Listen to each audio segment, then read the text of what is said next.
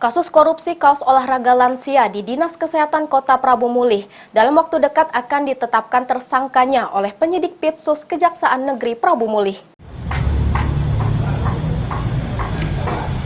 Dugaan korupsi markup kaos olahraga lansia di tubuh Dinas Kesehatan Prabu Mulih tahun 2021 kini tengah masuk tahap penyidikan.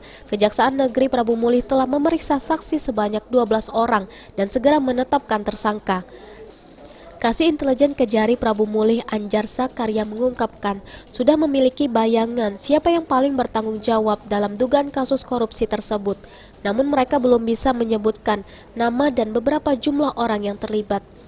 Selain memanggil sejumlah saksi mulai dari PPK, penerima barang, kontraktor, pelaksana, bendahara dan semua yang pihak berkaitan dengan pengadaan kaos. Kejari Prabu Mulih dalam waktu dekat akan berkoordinasi ke ahli untuk menghitung kerugian negara yang ditimbulkan akibat dugaan markup kaos olahraga lansia. Ya, dalam kita sebenarnya tidak ada ini, cuman spare waktu aja yang kita pikirkan bahwa untuk calon tersangka dari hasil penyidikan ini sudah terbayang dan kami sudah ada dalam catatan kami.